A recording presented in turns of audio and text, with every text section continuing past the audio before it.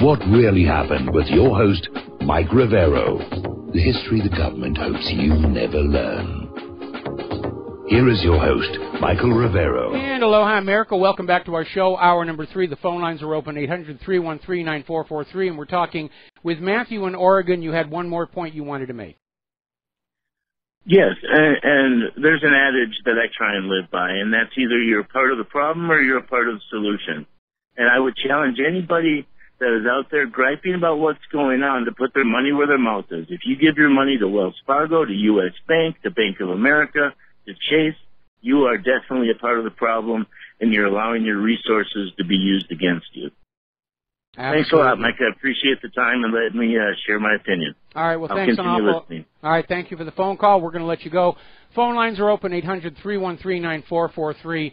And I'm seeing other articles online starting to pick up on this Reuters report, where even the corporate media is now forced to admit the NSA is still spying on all of us despite the passage of the USA Freedom Act.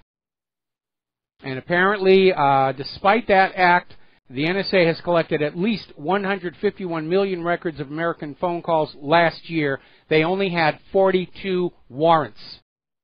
They're still operating outside the law and in complete violation of the Fourth Amendment. The reality is, we're getting a raw deal. We're not getting the government that we're supposed to.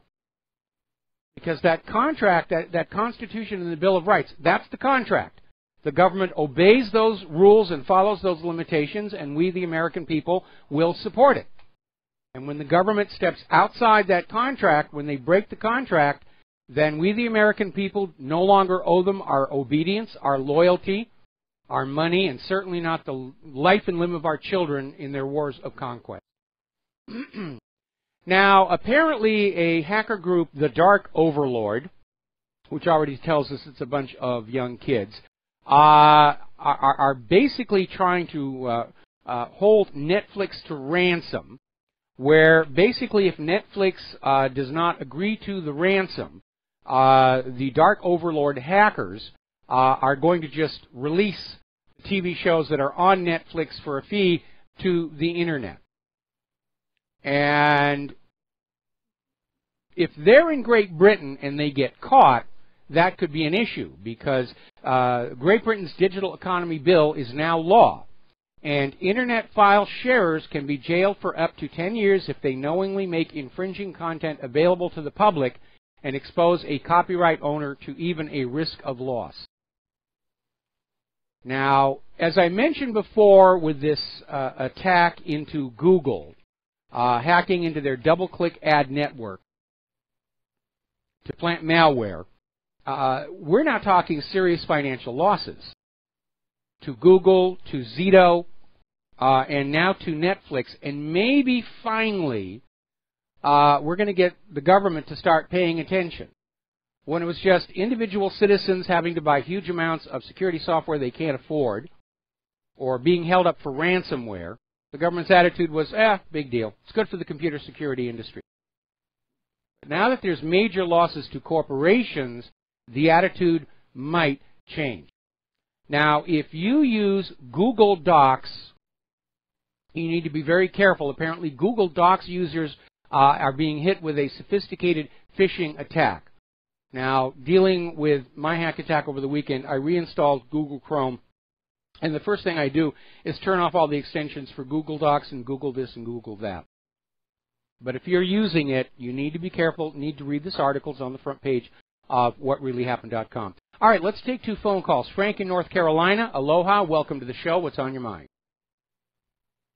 Yes, to follow up on what the last caller said, I was wondering, do you have an opinion one way or the other on the difference between a credit union and a bank? There's a little bit of difference. Most people seem to like the credit unions, which tend to be organized more around an idea of community service than of profit making. But the really big difference, though, is between a normal depositor bank, which is the bank that you have your checking account at, or the credit union, versus the private central banks, which, even though they use the name bank, it's a completely different operation. And credit unions and depositor banks in your neighborhood actually serve a very useful function because it collects up unused wealth and consolidates it in order to focus it on things the community can benefit from, like starting a new business, building homes, and so forth and so on. The private central banks exist to basically plunder the people and enrich the bankers. And they're able to get away with it because they're made the law of the land by politicians who, as Aaron Russo used to say, would sell their own mother for $1. Okay, thank you. All right, we're going to switch over to Fred in Wisconsin. Fred, aloha. Welcome to the show. What's on your mind? A couple of things you said earlier. First of all, this McMaster's thing about 4 stars. That's the highest pension that you can get in the U.S. military outside of possibly 5-star, and I don't think there's a lot of 5 stars walking around. I don't think I don't think there are any. I thought 4-star was as high as you could go. I know. Yeah, well, that's what it's the highest pension that anybody could be given, which is like a get out of free, jail free thing. And then the other thing that you were talking about when you were talking about this budget thing, that's this play was in works under Obama before he took office, before Trump took office. This was unfinished business. Okay. Half of that stuff had been drawn out. What the tell card in this, if you want to look at it in this way, is when we get to the new fiscal year, which is, I believe, the end of September, October, then a whole new set of budget things go into play. And that is where we're going to see what Trump has got. Because if he's going to do something, it's going to have to happen on that, in that sense. I don't think he had a lot of time or ability to throw. They threw him under the bus, but I think what will really tell the future here is what happens in the next budget, which is only a few months away. Well, again, Trump appeared to cave to get his budget to avoid a shutdown. Well, he did get a few things. He didn't get what he really wanted, but he did get a couple of things going. And like I said, I think this is the tell card. If we get to this next situation, and he starts throwing some of these things that he really wants into the budget, then we'll see what happens. But I really think his hands were tied pretty much in this situation, because normally that budget would have been done before Trump took office. I think it works on the Democrat side that they leave this type of stuff languishing on the side of the road and waiting for Trump to drive by. It's like an explosive device. So it's just my opinion, but I thought I would put it out there. No, that's a very, very good opinion, because anybody who's ever done business, for example, with the Japanese, they know it's a common negotiating trick.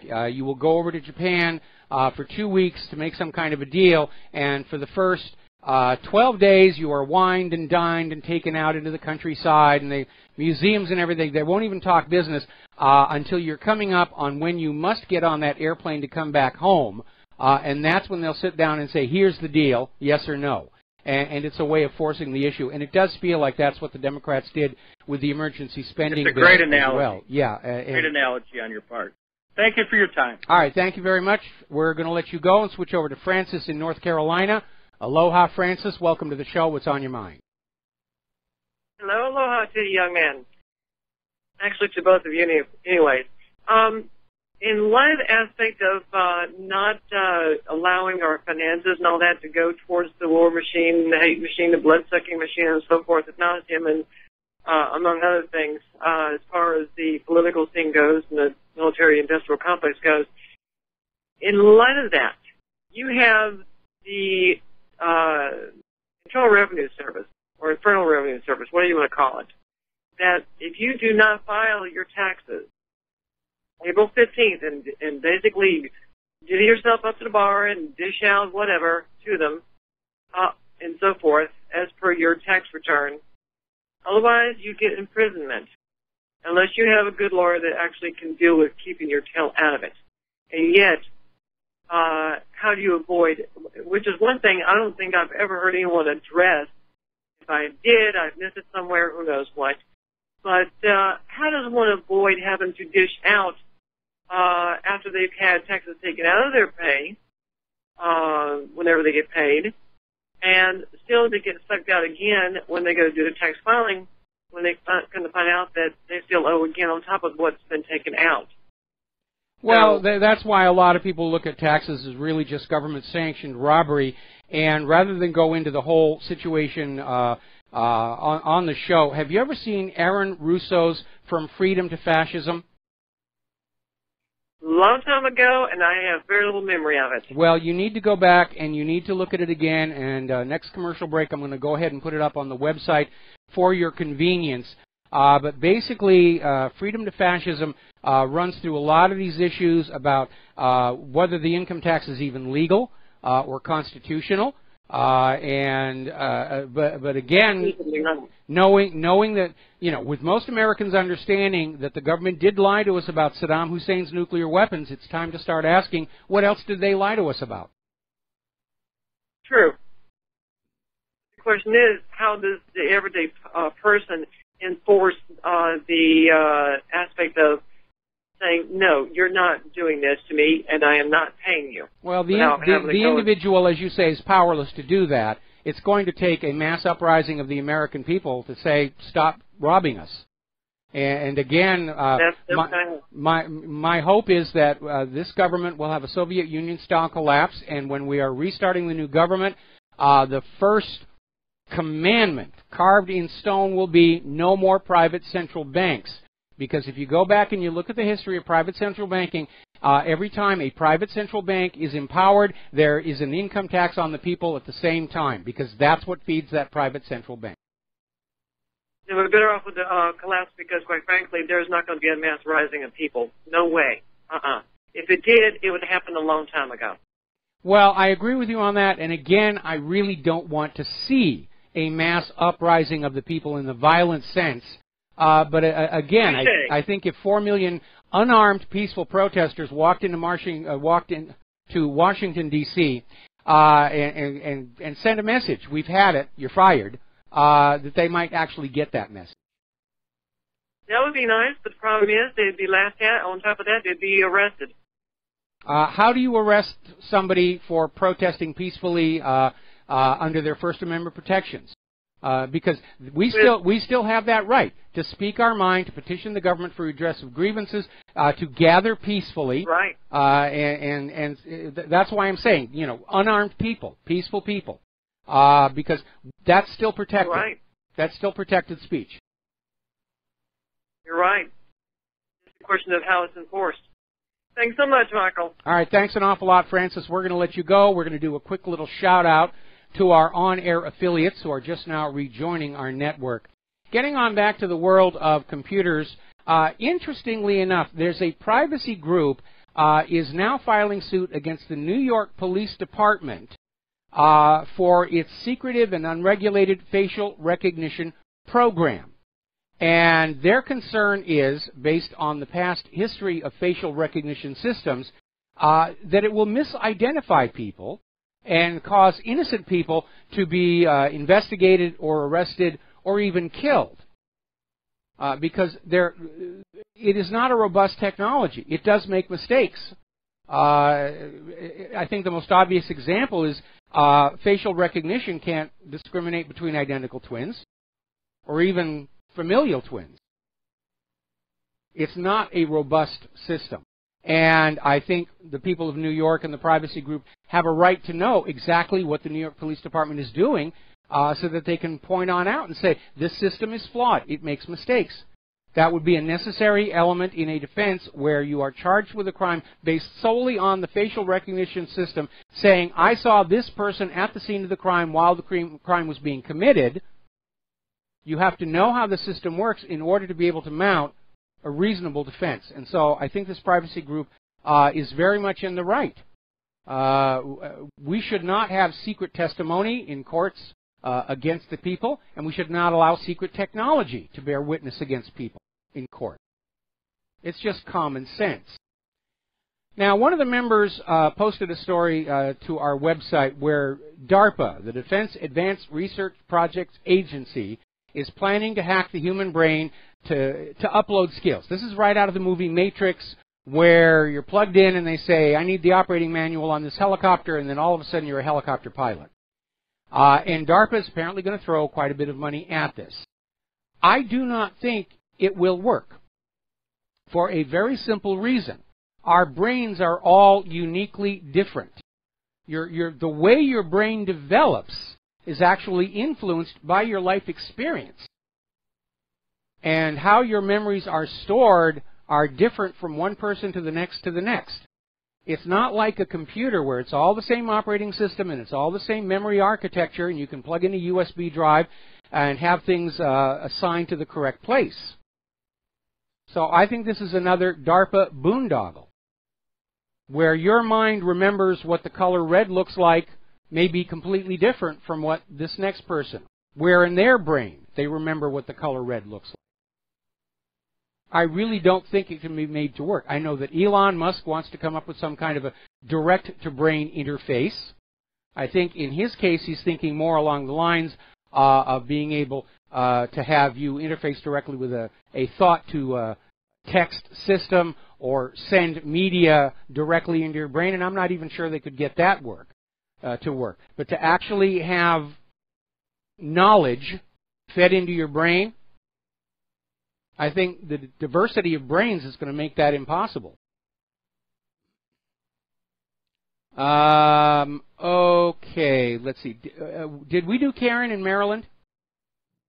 Okay, we're going to go to Karen in Maryland. Aloha, welcome to the show. What's on your mind? Oh, hi there. Okay, well, these are my two questions. The first is, what is the definition of a government shutdown?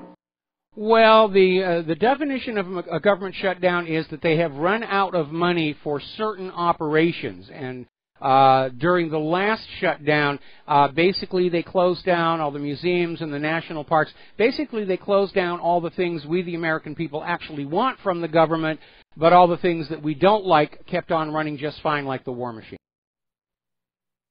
Okay, so is that an official definition found on a website that you're aware of? No, it's basically ad hoc, but that's what happened in the last government shutdown. It's not a complete shutdown of the entire government. It's selective. Okay, all right. Okay, and then question number 2 is, where does the revenue go from the paid federal income taxes? Because I understand that it does not actually go for government services. So where does that revenue actually go? Where does it end up? It goes to the Federal Reserve for repayment on all the money the government has borrowed before, and then the government operates on more money it is borrowing from that private central bank.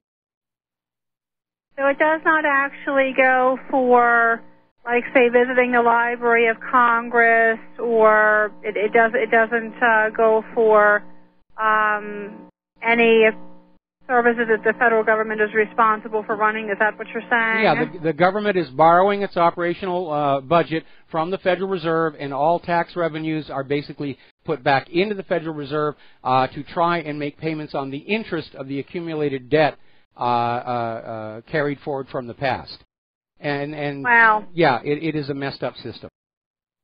Okay, thank you. All right, thank you very much. We're going to let you go. And now then, surprisingly, or at least to Apple's executives, iPhone sales are in a slump. And Apple is basically saying that it's a pause because customers are waiting for the next iPhone. They want the latest and the greatest. 5-10 years ago, that may have been accurate, but again, I think there's this mindset to not face up to the reality that the American people are just flat out of money, and they're not going to buy things unless they absolutely need them. And this is a bit of a pushback from what is called the need/desire theory of marketing, and we'll talk about that after these few words.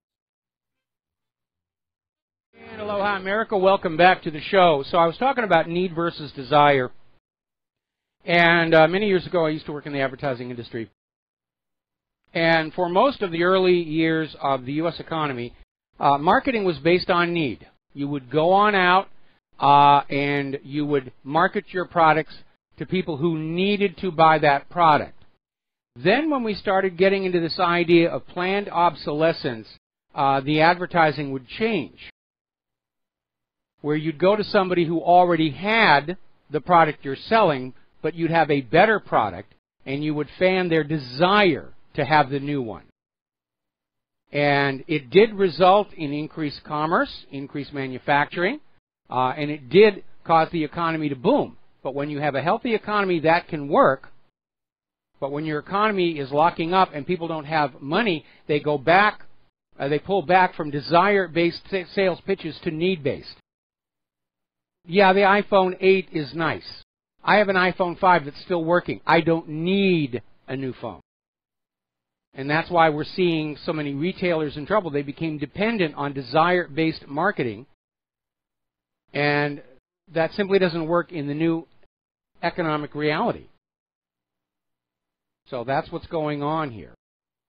Now then, if you are over there on Google Play, there's an app called the Super Free Music Player. It's attracted several thousand downloads already, and you're being warned, do not download it. It is malware. So apparently DoubleClick was not the only part of the Google universe hackers got into to plant malware. And it is really out of control. It's open season on computer users around the world right now. Story coming out of Tech Radar, Intel has finally patched a critical vulnerability in its vPro processors. The worrying part is they've known about this flaw for no less than 7 years. And the problem apparently allows escalation of privilege vulnerability in Intel's active management technology, Intel standard manageability, and Intel small business technology firmware. A bug which could be used by an attacker to gain full control over a computer, then install malware and take other nefarious actions. Now, fortunately, these are all business platform CPUs, and the Intel CPUs aimed at the consumer market, that's you. It's not going to affect you. But it's kind of amazing. It took them 7 years. 7 years to deal with that. Now, over in Great Britain, again in response to the Digital Economy Act, British police have a new authority. They can remotely disable your telephone even if no crime has been committed. Now, the rationale behind this is they're getting ready to make a drug bust. They disable the suspect's phone so they can't call for help, or somebody can't call them and say the cops are outside your home. But obviously, this is wide open to abuse, where the police are just going to disable your phone just because they don't like how you look. There are no safeguards. They're applying the punishment before the crime occurs. And what if the crime doesn't occur? What if you're acting all nervous and stressed out trying to make a phone call, and the police think you're up to something no good, and the reality is you're trying to call for an ambulance? The misuse of this authority could lead to people, innocent people, being killed. I think at this juncture, we need to understand a very basic reality of government. If the capability to do something exists, inevitably they're going to want to be able to do it. They're still operating in a desire-based mindset. I want it. I want the Scorpion. I want the Stingray. I want to be able to disable phones, just in case. Don't have a real reason. I just want it. And that's really very dangerous for a wide variety of reasons. We'll be right back. Join us on the air, 800-313-9443. And aloha, America. Welcome back to the show here. We're getting some more updates on the crop losses from this recent storm here. And according to Justin Gilpin, Chief Executive of the Grower-Funded Kansas Wheat Commission, they lost the western Kansas wheat crop this last weekend. So you can expect prices for produce, wheat, to start going up. And Claire and I actually had a little taste of it this morning. We did our normal grocery shopping, and it was a lot more than we were used to, based on items that derive from wheat and various vegetables, so forth and so on. So keep an eye out for that. Interestingly enough, another article out of Microsoft Network, the month of May was an unseasonably cold snap for southern Ontario. And they're saying it's going to last for 5 days, and it is one of the most significant bouts of cold weather Toronto's ever seen in May. So we're beginning to see the signs of a new Maunder minimum. And basically, that's where it is. Now, Al Gore is making the rounds of film festivals with his inconvenient sequel, and the appropriate people are being encouraged to say it's a wonderful movie, everybody must see it. But reading reviews by people not affiliated with the corporate media who have actually seen the preview, they're saying it's just more of the same. It's fear-mongering. It's trying to scare people into buying carbon credits and paying carbon taxes. I'm looking at the member news over at my website, and I'm seeing all these articles like civil unrest in Oregon. Apparently, there's even civil unrest going on in Washington, D.C. Amazing. Amazing here. Now then, the other day I made a misstatement. I need to correct it. I was reading this article, and the headline, turns out it was misleading, where it said that Donald Trump was saying the Constitution was archaic. And that wasn't entirely accurate. What Donald Trump actually said was the rules of the U.S. Senate are what is archaic. And the rules of the Senate are set by the Senate. They are not, in fact, in the Constitution itself. And these rules are very convoluted, things like filibusters and all kinds of very bizarre rules. And they've accumulated over the decades as attempts to outmaneuver the majority party by the minority party. And it has built up to a little bit of a nest. And perhaps some drastic simplification is, in fact, needed there. But basically, at this point, what we're hearing out of this article that's coming out of Fox News, no less, is basically Trump is saying it is congressional gridlock that is preventing him from carrying out many of the promises he made to the voters. He's being constrained. He's being limited. And that certainly would seem possible.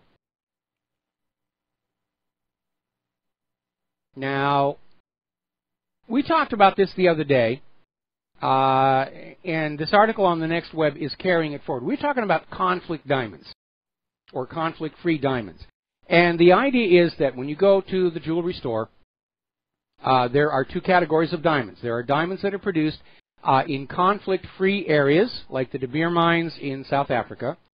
Then there are diamonds that are being mined to fund war in conflict zones. And there is a general sense that one should not buy conflict diamonds because then one is contributing to that war, which does make sense. But unfortunately, some of this is also about marketing, about preserving existing diamond mines against upstart newcomers who may be near conflict but not necessarily supporting the war effort. So now we've got this article from the Next Web, and they're talking about how there's an online diamond seller that claims all their diamonds are conflict-free, and an investigation is saying that may not actually be the reality. And people are willing to spend more money to get a conflict-free diamond, and so they're getting ripped off. They're getting ripped off in the process. We have become a nation of scammers, and it has got to stop, because it's a clear and present danger to our nation to just adopt scams as an acceptable way of life, or poor quality products as an acceptable way of life, or the invasions of our privacy as an acceptable way of life. We've become way too complacent. We have become too complacent, and it is time to get angry about what's going on. And I'm sure the liberals will say, well, you're not being politically correct if you're being angry. Well, too bad. It's okay to be angry. It's a survival mechanism. It didn't just happen by accident. We evolved to feel anger and rage and even hate because it served a survival purpose. And we need to get back to that because our very survival is on the line right now. Here's a bizarre story coming out of Pennsylvania, and it is a reminder of just how out of control corporate power has become in this country. Over in Huntingdon County, they have passed an ordinance where if you are protesting a pipeline on your own property, you can be arrested and put in jail. And apparently it relates to a pipeline being laid by Sunoco. And the citizens were saying that they didn't want it going through their land because of the known hazards of leaking pipelines. And Common Pleas Court Judge George Zanuck signed a rare writ of possession order that now gives Sunoco Security the authority to arrest and imprison you for protesting a pipeline they are building across your own property. And it's another reminder, under this government, money is much more important than people. The Founding Fathers set up this country to make sure the people had the power. And it has been stolen from us bit by bit over the ages. Should have been paying more attention to it. But that's where we are. Let's see, there's another story here. Sacramento, in Southside Park. Apparently there is a church there, Our Lady of Guadalupe Church. And every Sunday during the services in this adjacent lot, there are street vendors who set up little tables with muffins and lemonade. And apparently the Sacramento police came on in because there were no permits. They didn't just shut the street dealers down. They confiscated and destroyed all their property. And the entire raid was captured on Facebook Live video, going viral. And it's another case of enforcement. You will go to the corporations. You will not provide for yourself. You will not sell to each other. You will get whatever you get, food, beverage. It has to be from a corporation. And that really is tyranny and dictatorship. Okay, our phone lines are still open, 800-313-9443. And apparently, this is just breaking. As you know, the Senate is having their hearings on the allegations that Russia hacked the election. Susan Rice has refused the Senate's request to testify as to what she knows or doesn't know, more to the point, that supports these allegations. And she's just flat out refused to show on up. And I hope the Senate will issue a subpoena. And if she refuses that, she's open to arrest. But this tells us right there, the story was bogus. They cannot back it up.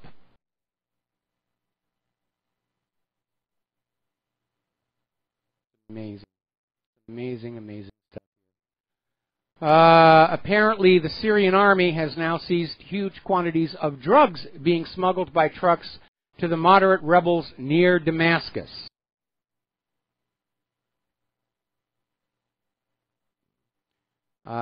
Let's see. Okay, getting on back here. Oh boy. Long-haul flight. I'm hemming and hawing. I actually ran out of talking points here because we had so few phone calls today. But apparently Donald Trump is giving serious consideration to moving the American embassy from Tel Aviv to Jerusalem. This is from Mike Pence. And, this one is still ongoing. Janet Napolitano, former head of the Department of Homeland Security, she's was also head of Berkeley University. She's being investigated for concealing $175 million in a secret slush fund. At the same time, she was demanding more money from the state. So hopefully that will go someplace as well. Protesters and police continue to clash as D.C. devolves into an all-out war zone. This is a story, Claire called my attention to it before. The United States has deployed a high-altitude surveillance drone to Japan to monitor North Korea's activities amid heightened tensions with Pyongyang. This is an RQ-4 Global Hawk drone with the ability of collecting aerial data from an altitude of about 15 kilometers. And it will be in Japan on a 5-month mission spying on North Korea. Now, if North Korea shoots it down, I have absolutely no doubt that the U.S. government will say it's an act of war. But actually flying a drone into somebody else's country without permission, that is an act of war as well. And it seems like they're announcing these things to try and provoke Kim Jong-un into doing something. Normally when you send a surveillance drone someplace, you don't announce it. You don't want them looking up at it, possibly trying to shoot it down. This is an attempt to goad Kim Jong-un. The same thing with the story that came out earlier today where U.S. commandos are prepared to go on in and do targeted strikes on the ballistic missile sites and the nuclear arsenal. That's something that you don't telegraph ahead of time in the news unless you're trying to provoke a reaction. And that seems to be what's going on. And again, to recap, look at all the nations the United States has invaded, drone-struck, regime changed over the last 16 years. The one common factor in all of them is that none of these countries had nuclear weapons with which to deter an outside invasion. The United States looks pretty butch when they go up against a country that doesn't really have all that much of a military. And the reason the United States is trying to pressure North Korea into surrendering or dismantling its nuclear weapons is to make it easy to invade them somewhere down the road. The same thing with pressuring Iran to abandon its nuclear program. Make it easier to invade. And we know Iran was on that list Wesley Clark leaked back in 2005 of countries that are going to be invaded by the United States. And Iran was the last one. We're going to take a phone call here. Nico in California. Aloha. Welcome to the show. What's on your mind? Aloha, Mike. I had some questions about cryptocurrency. I did see that you talked about Germany and the Deutsche Mark yesterday. Yes.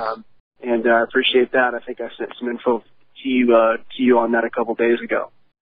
The cryptocurrency, though, my main question is, and it's really simple, is it safe? Like, can somebody flip a switch and I don't have my money anymore? Well, I think if any kind of money that you have in any form that's inside the bank's computers can be taken away at the flip of a switch. And that's probably one of the reasons why I didn't really look into the cryptocurrency as much, because I don't see it as being inherently safer than the other. I mean, most of our currency is electronic as it is. And hackers can get at it and take it away. And there have been a couple of cases where Bitcoin exchanges have failed spectacularly from manipulation, and Bitcoin exchanges have been broken into and the Bitcoin's taken. It doesn't strike me that it is a robust technology. But in the end, and going back to the founding of this nation, true freedom means that you have your wealth under your control in some kind of a tangible asset that is portable that you can take with you. And, of course, that is what the banks are trying to get rid of as we edge closer and closer to runs on the bank. And we're starting to see them up in Canada. And the theory behind the cash-free society is you are not allowed to have your own wealth under your own control anymore. It must be by law in some bank somewhere where they can move it around and play with it all they want. Well, here's a little bit of info. I buy physical silver. And then, I have it in a safe location that nobody knows about. I don't really talk about it very often to anybody. But I will tell people here that if you buy physical silver for delivery from Monex, and I don't know how other companies are, but the purchase from and the sale to that company of silver currency, it's got to be maple leaves or it has to be eagles, those transactions are not reported to the IRS by Monex. It's up to the actual purchaser. It's up to the customer to report that to the IRS. Just something to know. That is something good to know because, again, when the cash-free society is declared by imperial edict, parallel with it will be a ban on physical investment metal. And they did that over in India, and it's caused all kinds of chaos. But again, we had a ban on physical gold here in the United States of America back in 1933. And it was done to save the banks. And the American people were ordered to turn in their gold coins and gold bars in exchange for nice little pretty stacks of ink and paper, which the value has since inflated away on. And it was done, again, to save the bankers, because to a government, money is much more important than people. Perfect, Mike. Aloha. Thanks for everything, and have a good one, okay? All right, thanks an awful lot. We're going to let you go. It is getting kind of weird out there. Looking here at, somebody sent me the Cross of Iron speech. That is, I'm going to get that put up on the website so that you can see that, or read it at any rate.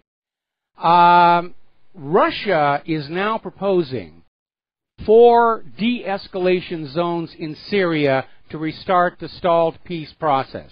Now, the only reason the peace process stalled was because of that false flag gas attack in Idlib.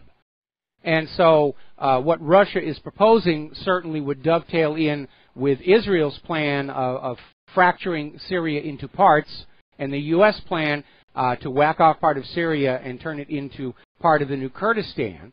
But even if they move forward on this, all it's going to take is another false flag gas attack, and the war will be off and running again. Got to take a commercial break.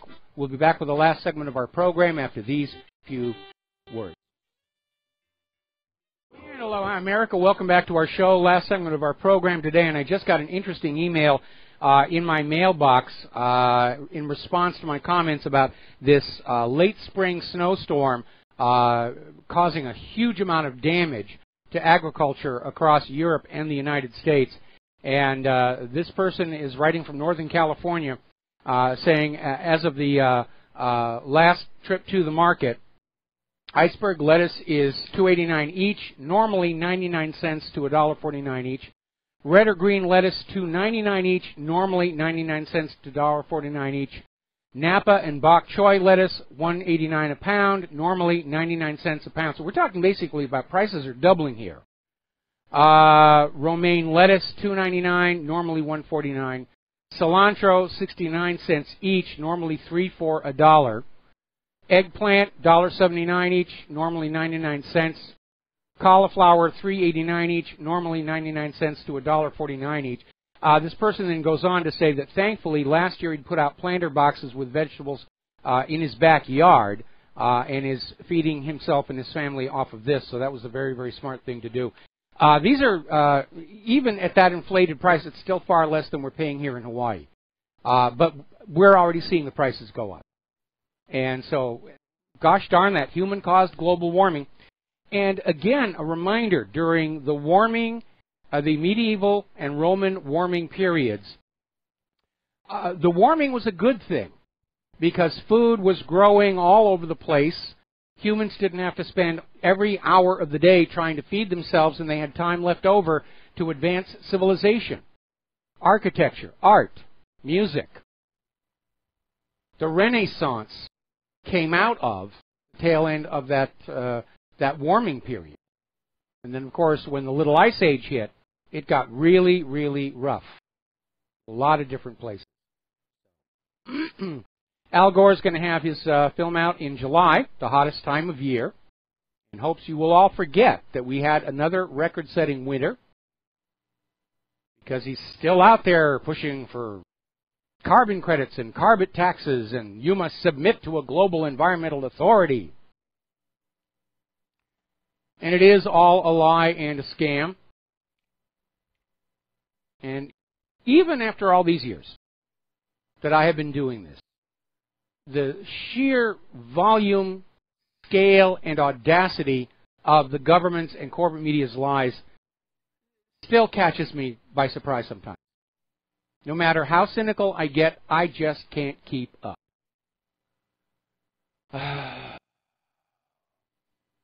So apparently, both here in the United States and in Great Britain, they're pushing for more laws against anti-Semitism, but the definitions of anti-Semitism are always skewed to include criticisms of the actions of the government of Israel. Now, Israel has always claimed that they never do anything really bad. It's only anti-Semites who criticism. Now they're trying to get that coded into law around the world. The same way they have succeeded in coding into law a prohibition against asking any questions about the Orthodox revealed history of World War II. And boy, George Orwell has to be spinning in his grave at this point. Oh, and by the way, George Orwell is also covered in Being in Time, Gilad Atzmon. Good read. I'm going to try and finish it today. There's the music. We'll be back tomorrow, Thursday, here on the Republic Broadcasting Network. Until then, share what you know with everybody that you know. Still trying to find a way out of this horrific mess that we are all in. We'll be back tomorrow. Aloha, America.